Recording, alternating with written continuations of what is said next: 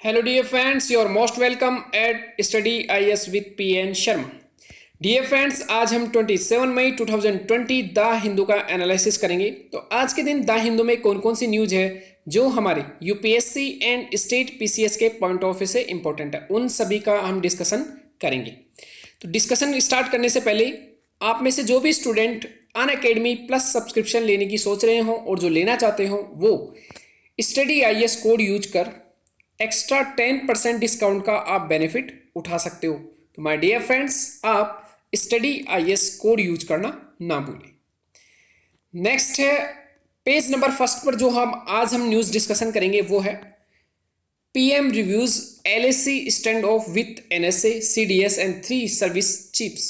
तो यहां पर हम देखेंगे कि LAC पर लाइन ऑफ एक्चुअल कंट्रोल पर इंडिया एंड चाइना के बीच में जो स्टैंड ऑफ है इसके क्या क्या रीजन्स है, कहाँ कहाँ पर ये हो रहा है। जो सेकंड न्यूज है उसके बारे में थोड़ा सा याद रखना है कि हाइड्रोक्सोक्लोरोक्विन ये एंटी मलेरियल ड्रग है जिसका उपयोग कोरोना वायरस केसेज से के ऊपर ट्रायल में चल रहा है कि क्या कोरोना वायरस के केसेज इससे ठीक हो सकते हैं, क्या इस मेडिसिन का वहाँ उपयोग किया जा सकता है। तो WHO जो है उसने कहा है कि इस पर किसी तरह का हमने कोई प्रतिबंध नहीं लगा रखा है। जो LAC स्टैंड ऑफ है इसके बारे में हम देखेंगे। इससे पहले एक थोड़ा सा यहाँ पर पेज नंबर सेकंड पर हम देखेंगे कि क्या रीजन्स है। यहाँ पर इंडिया, पाकिस्तान, नेपाल, भूटान एंड बांग्लादेश और यहाँ पर चाइना का ये पार्ट है तिब्बत। एंड जो इंडिया है, इंडिया का क्लेम है कि ये जो अक्साई चीन चाइना ने हड़प रखा है ये मेरा पार्ट है, जबकि चाइना का क्लेम है कि अरुणाचल प्रदेश जो है वो उसके तिब्बत जो है उसका साउथ का पार्ट है। तो ये मेजर टेरिटोरियल डिस्प्यूट है बिटवीन इंडिया एंड चाइना, एक अरुणाचल प्रदेश, एक अक्साई चीन। उसके बाद में भी हम देखेंगे कि लद्दाख में भी कई बार स्टैंड ऑफ होता है। उससे पहले हमने देखा था, कई बार न्यूज में रहा है डोकलाम इश्यू, इसके बारे में थोड़ा देख लेते हैं। यहां पर यह है डोकलाम प्लेटू, ये भूटान, यहां पर चाइना का तिब्बत वाला पार्ट है साउथ, एंड सिक्किम, यहां नाथुला पास। ये जो ट्राई जंक्शन पर है डोकलाम प्लेटू ये इंडिया के लिए बहुत स्ट्रेटेजिकली बहुत इंपॉर्टेंट है, क्योंकि स्ट्रेटेजिक रूप से जब भी हम देखेंगे कि जब अगर इंडिया का मैप अगर हम देखें तो यहां पर सिक्किम के नीचे यहां पर जाते समय हमारे यहां पर छोटा सा पार्ट ही रहता है जिसको हम बोलते हैं सिलीगुड़ी कॉरिडोर, यहां से बहुत पास में पड़ता है। अगर इस सिलीगुड़ी कॉरिडोर पर कब्जा कर लिया जाए तो नॉर्थ ईस्ट से हमारी कनेक्टिविटी क्या हो जाएगी, बिल्कुल टूट जाती है। तो कभी भी अगर जैसे युद्ध की संभावना रहे या युद्ध रहे, अगर चाइना सिलीगुड़ी कॉरिडोर पर, जिसे चिकन नेक बोलते हैं इंडिया की, कि अगर उस पर कब्जा कर लिया जाए तो यहां पर अगर चाइना सड़कें निर्माण करता है यहां पर डोकलाम के पास में, तो क्या होता है कि वहां से हमारी नज़दीकी और हमारे लिए एक जो हमारा सिक्योरिटी थ्रेट है उसके लिए नुकसानदायक हो सकता है। इसीलिए इंडिया ने यहां पर, इंडिया और चाइना की जो आर्मी थी लगभग 2 महीने तक यहां पर स्टैंड ऑफ दोनों के बीच में रहा। लास्ट एंड फाइनल चाइना की जो आर्मी एंड इंडियन आर्मी को पीछे हटना पड़ा, लेकिन जब तक चाइना आर्मी नहीं हटी थी तब तक इंडिया की आर्मी भी उस वहीं पर स्टैंड ऑफ करके रहा।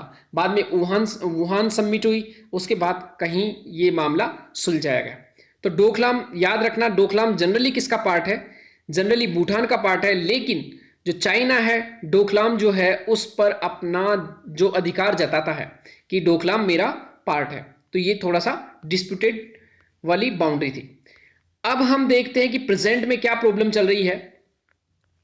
अगर हम बात करें लद्दाख का, और यहां पर एक है, यहां पर जो लद्दाख वाला पार्ट है, लद्दाख, यहां जनरली अगर टेरिटरी देखें तो जो इंडिया का क्लेम है वो है, इंडिया जो ग्रीन लाइन है वो इंडिया कहता है कि यहां तक मेरी क्या है, टेरिटरी।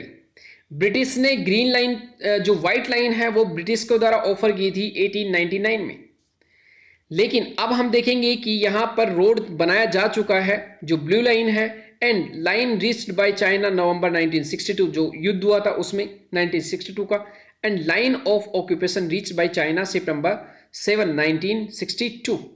तो यहां पर अगर हम देखें तो प्रेजेंट में जो लाइन है ये है रेड लाइन, इसी को एक्चुअल कंट्रोल की जो लाइन है वो माना जाता है।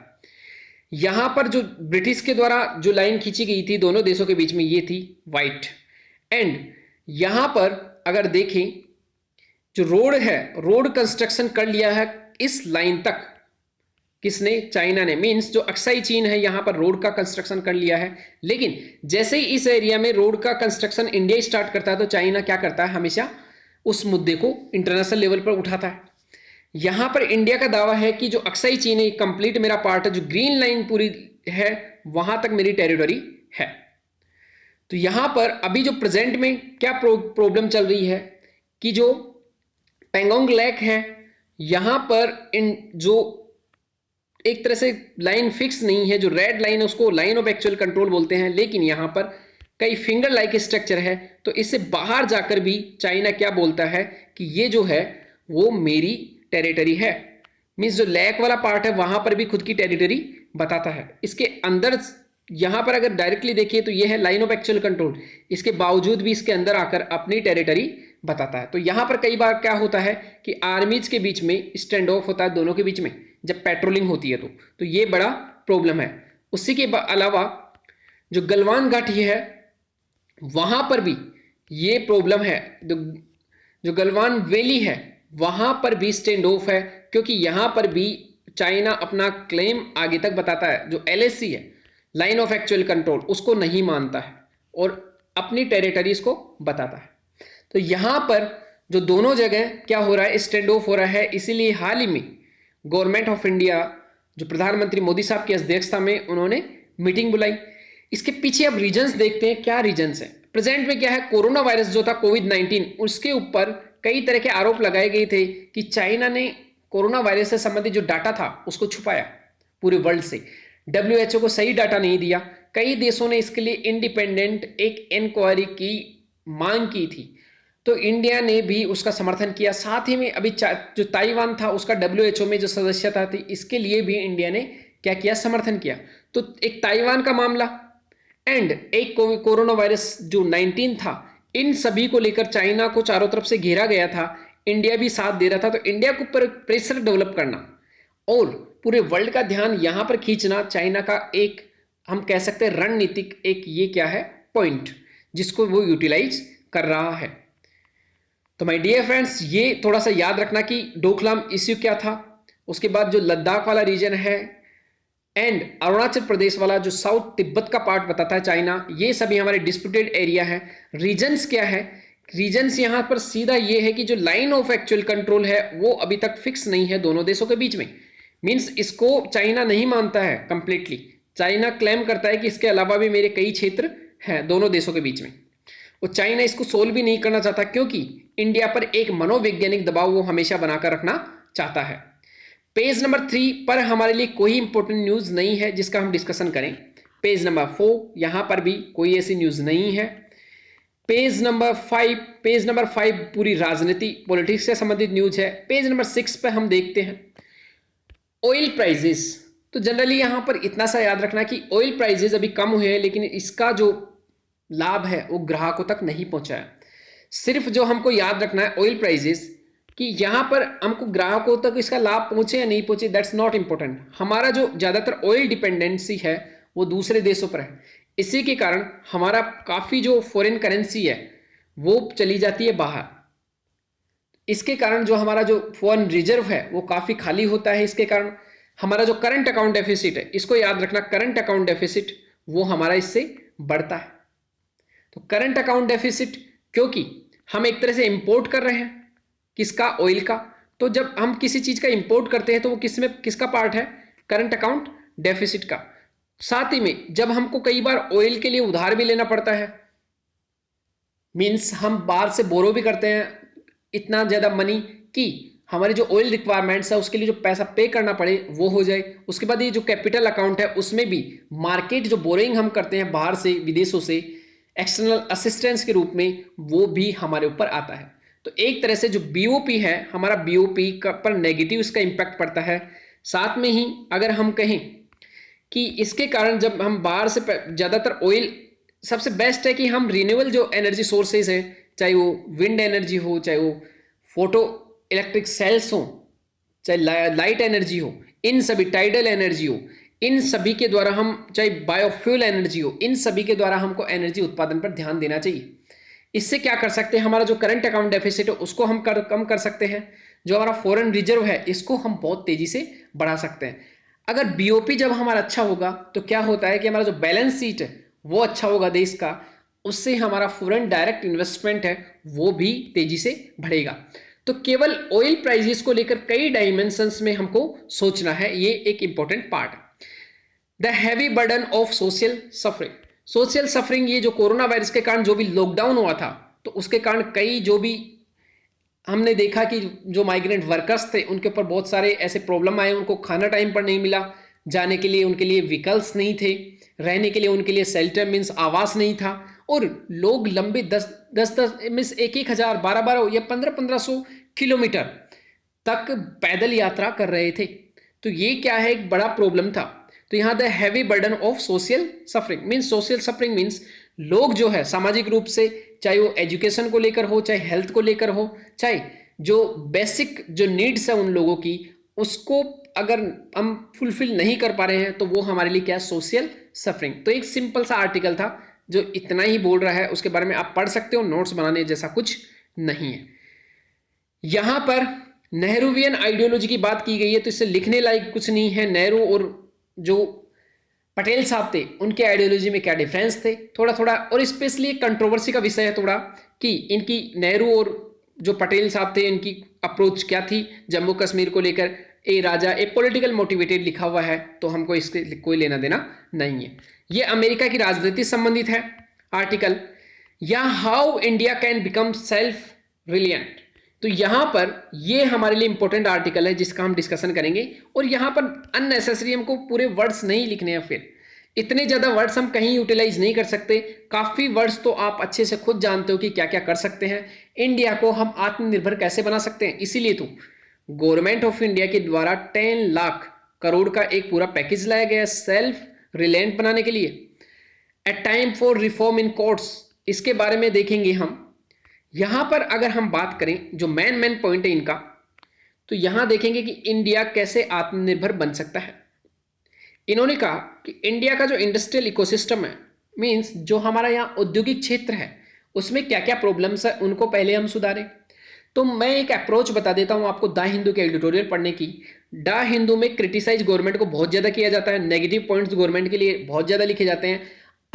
हम जब भी एग्जाम में लिखें तो उन नेगेटिव पॉइंट्स को हम पॉजिटिव में बनाकर लिख दें, यही एक पॉजिटिवनेस होती है एक यूपीएससी एस्पिरेंट की।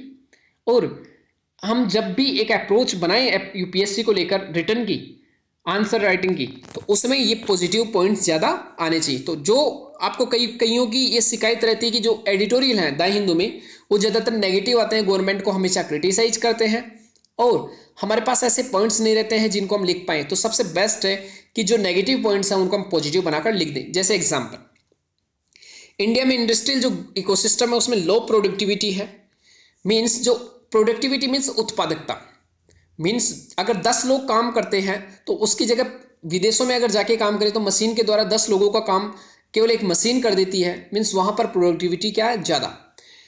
तो हमको क्या करना चाहिए, प्रोडक्टिविटी को बढ़ाना चाहिए, उत्पादकता को। पुअर क्वालिटी, जो पुअर क्वालिटी है मीन्स जो गुणवत्ता हमारे सामान की वो कम है, इसलिए इंटरनेशनल मार्केट में दूसरों देशों के जो मटेरियल है, जो भी गुड्स एंड सर्विसेज है, उनके सामने टिक नहीं पाता है, और साथ में हमारा जो मटेरियल है वो महंगा भी रहता है।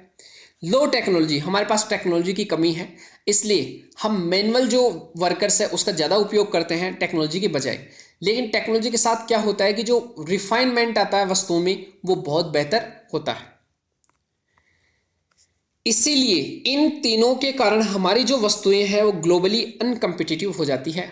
मीन्स जब ग्लोबल मार्केट में इंडिया की वस्तु जाती है तो उसकी जो प्रतिस्पर्धा है दूसरे देशों की वस्तुओं को, अगर इंडिया की वस्तु को रख दें दूसरे देशों की वस्तुओं के सामने तो पहले लोग चाइना की वस्तुओं को खरीदते हैं, क्योंकि टेक्नोलॉजी, क्वालिटी एंड प्रोडक्टिविटी, इन सभी को लेकर वहाँ क्या है, वस्तुएं क्या होती है, सस्ती बन जाती है। अगर इंडिया की वस्तु 100 रुपये की है तो विदेश की कोई वस्तु क्या हो सकती है, केवल 60 और 70 रुपये में जब लोगों को मिलेगी तो वो क्या है, उसको खरीदेंगे, वो अपनी वस्तु को नहीं खरीदेंगे। इन्होंने और कहा कि पब्लिक सेक्टर जो है, पब्लिक सेक्टर यूनिट्स, वहाँ पर ऑटोनॉमी की कमी है। तो हम डायरेक्टली एक पॉइंट लिख सकते हैं कि ऑटोनॉमी बढ़ाना चाहिए, मीन्स मैनेजमेंट को लेकर जो एक पॉलिटिकल इंटरफेरेंस रहता है, चाहे पदों को लेकर, उन सभी को लेकर क्या होना चाहिए, एक ऑटोनॉमी होनी चाहिए। Science and technology and research and development, इन पर भी बल देना चाहिए। नई नई टेक्नोलॉजी कैसे आई, उन सभी पर बल देना चाहिए। इन्होंने कहा कि थर्ड इंडस्ट्रियल रिवॉल्यूशन में इंडिया पिछड़ गया है, लेकिन हमको बोलना है कि थर्ड इंडस्ट्रियल रिवॉल्यूशन का इंडिया पार्ट बन सकता है और इसका भागीदारी उठा इसमें मीन्स इसका बेनिफिट उठा सकता है। कैसे? इलेक्ट्रॉनिक गुड्स जो है उसका मैन्युफैक्चरिंग को बढ़ाकर। कई देशों के साथ हमने क्या किया है, कई तरह के समझौते भी किए हैं, जैसे साउथ कोरिया के साथ हमने समझौता किया है। पर्सनल जो कंप्यूटर है, mobile phone and AI, artificial intelligence, चाहे वो रोबोटिक्स हो, चाहे आर्टिफिशियल इंटेलिजेंस में, चाहे जितने भी इंटरनेट ऑफ थिंग्स हो, उन सभी को भी हमको क्या करना चाहिए, बढ़ावा देना चाहिए। क्योंकि थर्ड इंडस्ट्रियल रिवॉल्यूशन जो है वो पूरी तरह इन सभी क्षेत्रों सेक्टर्स पर बेस्ड है। साथ ही में हमको एफडीआई को बढ़ावा देना चाहिए ताकि हमारे रोजगार एंड टेक्नोलॉजी दोनों बढ़े।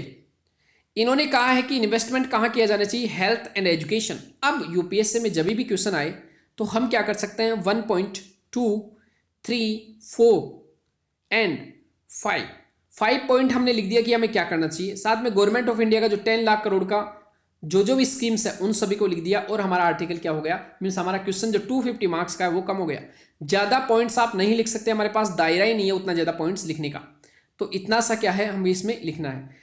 Eight time for reform in courts, courts में क्या रिफॉर्म्स होना चाहिए, यहाँ पर सिर्फ इन्होंने एक पॉइंट बोला है, लेकिन हमें जनरली क्या याद रखना चाहिए कि एक तो हमें ई कोर्ट, जितना भी केसेज पेंडिंग पड़े हैं उन सभी केसेज के लिए हमें क्या करना चाहिए, जो जनरल केसेज हैं जिनके लिए हम फैमिली कोर्ट बना सकते हैं, जो लोक अदालत है उनको क्या करना चाहिए, राज्यों को। सुप्रीम कोर्ट ने कहा था कि लोक अदालत की संख्या बहुत कमी है, फैमिली कोर्ट की संख्या बहुत कमी है, इनकी संख्या को बढ़ाना चाहिए ताकि जो मुकदमे यहीं सुलझा सकते हैं उन मुकदमों को अननेसेसरी कोर्ट में आने से रोका जा सके।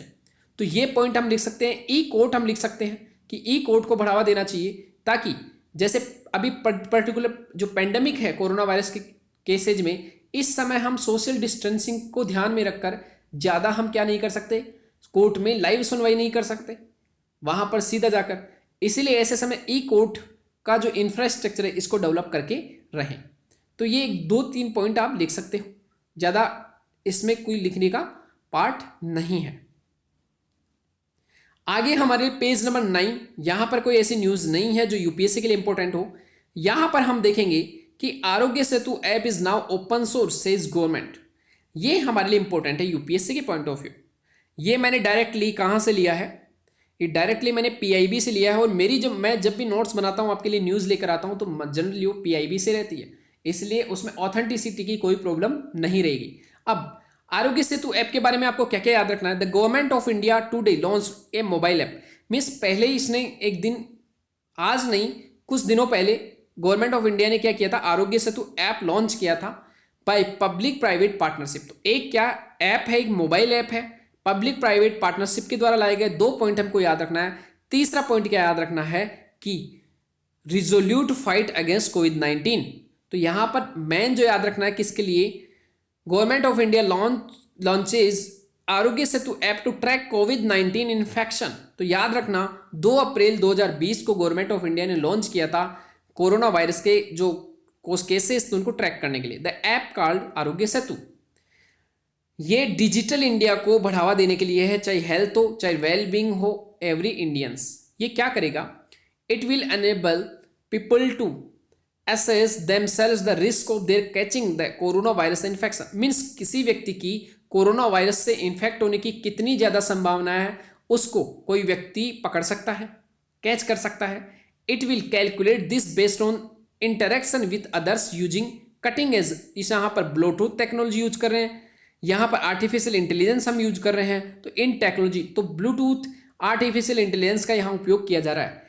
एक बार once installed in a smartphone through an easy और user friendly process, the app detects other devices with Aarogya Setu installed that come in the proximity of that phone. अगर क्या हुआ, कोई व्यक्ति है उसने आरोग्य सेतु ऐप डाउनलोड कर रखा है, कोई दूसरा व्यक्ति है उसने भी डाउनलोड कर रखा है, तो आपका जो आरोग्य सेतु ऐप पर ट्रैक कर लेगा किसी दूसरे व्यक्ति के आरोग्य सेतु ऐप से कि अगर ये व्यक्ति पॉजिटिव रहा है तो आपको अलर्ट कर देगा। तो इससे क्या होगा कि the app can then calculate the risk of infection based on sophisticated parameters if any one of this contacts as tested positive. कोई भी व्यक्ति अगर पॉजिटिव आया है तो आपको बता देगा जल्दी से ऐप। तो ये याद रखना। Personal data collected by app is encrypted, means कूटबद्ध है इसका डाटा, इसलिए इस पर्टिकुलर जो डाटा है इसका कोई गलत इस्तेमाल नहीं होगा, कोई गलत इस्तेमाल नहीं कर सकता। तो जब गवर्नमेंट बोल रही है, तो जब ये ऐप आया था कई तरह के मुद्दे उठाए गए थे कि इस ऐप का गलत इस्तेमाल किया जा सकता है, तो ऐसा नहीं है। जब गवर्नमेंट बोल रही है तो गवर्नमेंट का हमको जो भी प्रोविजंस है उनको मानना पड़ेगा। ये 11 लैंग्वेज में अवेलेबल है पूरे इंडिया के लिए। तो ये सभी पॉइंट्स थे आरोग्य सेतु ऐप से जिससे संबंधित जो मेन पॉइंट्स है वो आपको याद रखना है। यहां पर हमारे लिए याद रखना है कि जो लोकुस्ट है इसके द्वारा, इसे ग्रास ऑफर भी बोलते हैं या टिड्डी बोलते हैं हिंदी में, इसके द्वारा जो राजस्थान वाला एरिया है, एमपी वाला एरिया है, यूपी वाला एरिया है, वहां पर बहुत ज्यादा एग्रीकल्चर को लेकर तबाही मचाई गई है। इसके बारे में हम ये देखेंगे कि जो ये लोकुस्ट है ये आता कहां से है, इसके बारे में हम सिर्फ थोड़ा सा एक मैप देखेंगे। माय डियर फ्रेंड्स, ये है हॉर्न ऑफ अफ्रीका, जहां इथोपिया, सोमालिया, यहां पर इरिट्रिया एंड जिबूती, यहां से होता हुआ ये एंटर करता है। यहां पर इसका प्रजनन होता है, किसका, जो लोकस्ट है उसका, या उसको हम बोलते हैं ग्रास ऑफर। इसका यहां पर प्रजनन होता है, उसके बाद ये एंटर करता है सऊदी अरेबिया, यहां से होते हैं Bahrain, Qatar and UAE, Oman, Yemen, यहां से एंटर करता है ईरान में, ईरान, अफगानिस्तान, पाकिस्तान से होते हैं ये हमारे जो वेस्टर्न पार्ट है इंडिया का, वहां पर ये इसका पूरा क्या है, माइग्रेशन रूट है। ये इसका क्या है, माइग्रेशन रूट।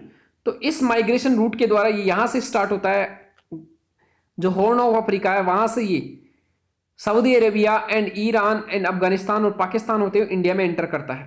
तो अब हमारा जो इंपॉर्टेंट पार्ट है, क्या याद रखना है कि ऐसी सिचुएशंस में हमें इन जो हमारे जो पास देश हैं उनके साथ कोऑपरेट करना चाहिए। उसके बाद हम इन देशों के साथ एंड जहां पर ओरिजिन है उन देशों के साथ कोऑपरेट करके हम इसको यहीं खत्म कर सकते हैं, ताकि हमारा जो ग्लोबल फूड सिक्योरिटी है, नेशनल फूड सिक्योरिटी है, उसको हार्म ना हो। क्योंकि ये पूरी क्रॉप को ही क्या कर देता है, पूरी रात भर में ही पूरी क्रॉप को बर्बाद कर देता है। कौन, लोकुस्ट। तो ये याद रखना। Fisheries scheme has no relief component, हमको सिर्फ यहां इतना सा याद रखना है कि प्रधानमंत्री मत्स्य संपदा योजना एक योजना लाई गई थी गवर्नमेंट ऑफ इंडिया के द्वारा। ये क्या है, इसके बारे में 2-4 पॉइंट्स हमें याद रखना है। क्या कि प्रधानमंत्री मत्स्य संपदा योजना एक ब्लू रिवोल्यूशन के लिए, ब्लू रिवोल्यूशन मछली पालन, जैसे ग्रीन रिवोल्यूशन था जिसमें हमारा फूड प्रोडक्शन बढ़ाया गया था, उसी तरह ब्लू रिवोल्यूशन के द्वारा क्या करना है, हमें मछली पालन, जो एक्वाकल्चर है, जलीय जीव हैं, उनके पालन को बढ़ाना है। 2018-19 में हमारा जो ग्रोस वैल्यू एडिशन था नेशनल जीवीए, उसमें मछली पालन का कितना था, 124%, और एग्रीकल्चर का जीवीए की बात करें तो 7.28। एक ग्रोस वैल्यू एडिशन क्या होता है इसके बारे में अभी जस्ट बात करेंगे। फार्मर्स का इनकम जो है वो 2 गुना में 2 गुना करने के लिए भी इंपॉर्टेंट है। कंपोनेंट क्या है इसके, सेंट्रल सेक्टर स्कीम है एक, तो मीन्स इसका इंप्लीमेंटेशन कैसे किया जाएगा, ये दोनों तरह की स्कीम है। सेंट्रल सेक्टर स्कीम में कुछ पार्ट इसके पूरी तरह पैसे दिए जाएंगे सेंट्रल गवर्नमेंट के द्वारा, और कुछ जो प्रोविजन है इसके, उसमें central government and state government दोनों भागीदारी करेंगी। इसमें प्रधानमंत्री जो मत्स्य संपदा योजना है उसमें प्रोडक्शन बढ़ाया जाएगा, मीन्स उत्पादन, प्रोडक्टिविटी मीन्स उत्पादकता, इंफ्रास्ट्रक्चर जैसे कोल्ड स्टोरेज बनाना रहे या कोई छोटे छोटे कुटीर उद्योग लगाना रहे, प्रोसेसिंग यूनिट लगाना रहे, पोस्ट हार्वेस्ट मैनेजमेंट, ताकि जल्दी से मछली जहां से पैदा हो रही है वहां से जो प्रोसेसिंग है या फिर जहां पर कंजप्शन है वहां पर पहुंचा दिया जाए, ताकि उसका अननेसेसरी खराब होने से बचाया जा सके। क्लस्टर फॉर्मेशन, यहां पर क्या है कि जो मछली पालन रीजन है उन सभी को एक साथ बनाकर एक क्लस्टर बना दिया जाएगा और उसको एक पर्टिकुलर उद्योग से जोड़ दिया जाएगा। इसे बोलते हैं क्लस्टर फॉर्मिंग। जो ग्रोस वैल्यू एडिशन है इसका मतलब क्या होता है ये समझना। माय डियर फ्रेंड्स, अगर मान लीजिए सिंपल कोई मछली है, यहां पर ये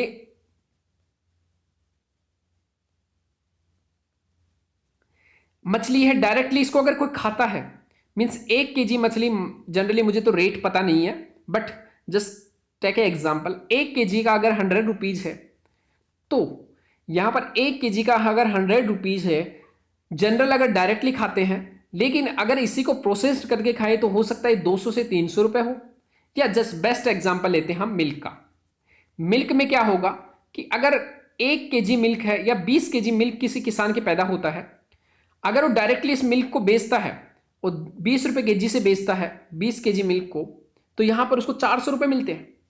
तो जब 400 रुपए मिलते हैं, लेकिन अगर इसी मिल्क को वो दही बनाए, इसी मिल्क का वो क्या बनाए, घी बनाए, और इसी मिल्क का क्या बनाए, छाछ बनाकर बेचे, बटर मिल्क, तो यहां पर इसके द्वारा जो कमाया जाने वाला जो धन है वो क्या होगा, ज्यादा होगा। मीन्स जो हमारा एग्रीकल्चर का रॉ मटेरियल है, अगर उसको हम प्रोसेस्ड फूड में बनाए, जैसे आलू है तो आलू का चिप्स, टमाटर का हम सॉस बनाए, वो क्या है, वैल्यू एडिशन। तो हमारा एग्रीकल्चर का केवल और केवल कितना परसेंट, जो एग्रीकल्चर जीवी में हमारा जो मछली का है वो 7.28 है। हमारा जो नेशनल ग्रोस वैल्यू एडिशन है वो बहुत कम है, जबकि विदेशों में ग्रोस वैल्यू एडिशन क्या है, ज्यादा होता है। जितना ज्यादा वैल्यू एडिशन होता है एग्रीकल्चर वस्तुओं में, उतना ही ज्यादा लाभ मिलता है किसान को भी, और साथ में जो बेचने वाला रहता है उसको भी, और साथ में जो खाने वाले रहते हैं उनको भी वैल्यू एडिशन का लाभ मिलता है। तो एक जो इंपॉर्टेंट पार्ट है हमारा जो इकोनॉमी है, अगर हम उसको बढ़ाने पर जोर देते हैं तो हमें क्या करना चाहिए, वैल्यू एडिशन पर हमें बहुत ज्यादा जोर देना चाहिए। ये एक इंपॉर्टेंट पार्ट है, क्या, वैल्यू एडिशन को बढ़ावा देना। अब यहां पर एक जो इंपॉर्टेंट है वो याद रखना, क्या क्या, कि एम्स एंड ऑब्जेक्टिव्स ऑफ प्रधानमंत्री मत्स्य संपदा योजना। तो क्या क्या यहां पर हमको क्या क्या करना है, यहां पर फिशरीज पोटेंशियल है उसको सस्टेनेबल, रेस्पॉन्सिबल और इंक्लूसिव एंड इक्विटेबल मैनर में उसको पाना, मीन्स उसको कैसे हम यूज कर सकें। एनहेंसिंग द फिश प्रोडक्शन और प्रोडक्टिविटी को बढ़ाना, कैसे एक्सपांशन करना है, इंटेंसिफिकेशन करना है, डाइवर्सिफिकेशन करना है, और productive utilization of land and water. Means हम जमीन और वाटर जो रिसोर्सेज है उनका बेटर यूटिलाइजेशन करें और उसको बढ़ावा दें। मॉडर्नाइजेशन करें, modernising and strengthening the value chain, जो वैल्यू चेन है उसको मॉडर्नाइज करें, नई नई मशीनरी लगाए हैं और उसका मैनेजमेंट और इंप्रूवमेंट करें। Doubling fishers and fish farmers income, जो फिश फार्मर जो है उनकी इनकम को डबल करना। And enhancing contribution to agriculture GVA, gross value addition में और इसको बढ़ावा देना। और social, physical and economic security provide करना, किसको, जो फिश फार्मर्स हैं उनको। तो ये सभी इसके क्या है, ऑब्जेक्टिव।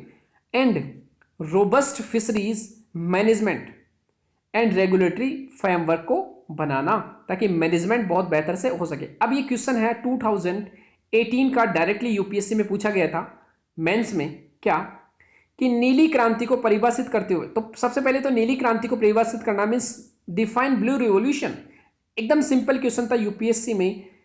परिभाषित करते हुए भारत के मत्स्य पालन की समस्या और रणनीतियों को समझाइए। तो समस्या क्या क्या हो सकती है, फर्स्ट हमको किसान लेना है, हमको किसान के बारे में सोचना है कि किसान एक गरीब है इंडिया का।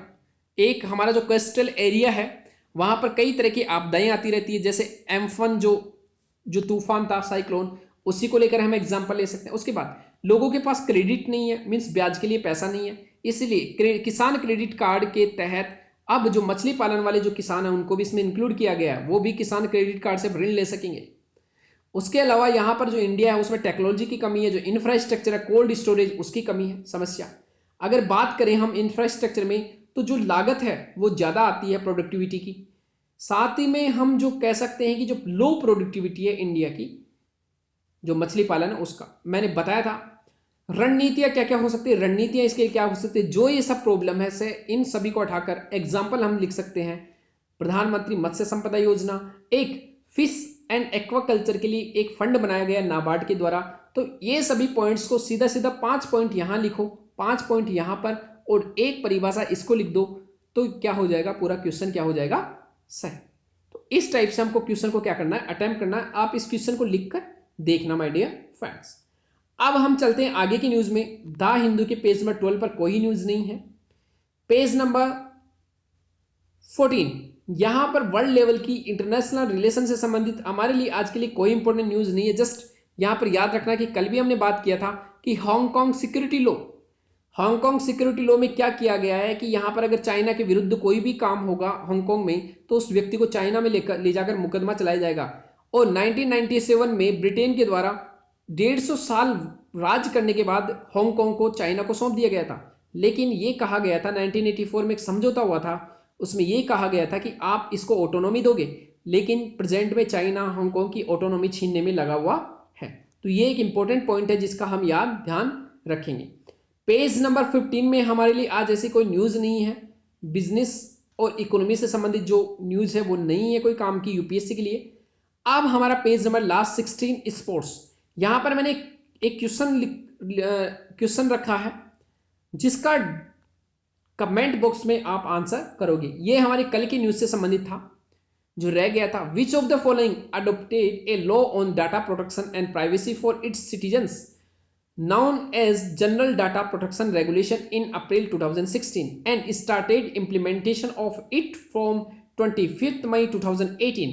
और सबसे बड़ी बात जो है वो कि 2 जून को जो हमारी एग्जाम हुई थी 2019 को प्री की, उसमें डायरेक्ट क्वेश्चन पूछा गया था। तो सोचिए ये लाया गया कब, अप्रैल 2016 में, इंप्लीमेंट कब किया गया, मई 2018 में, और क्वेश्चन पूछा गया 2 जून 2019। तो क्वेश्चन का दायरा देखिए, ये क्वेश्चन पूछा गया है यूपीएससी प्री में 2019 की में। तो इसमें आंसर आप कमेंट बॉक्स में जरूर करके बताओगे, चाहे आपको आंसर आता हो या नहीं, लेकिन आप जरूर प्रयास करना। तो my dear friends, thank you very much for today's the Hindu analysis.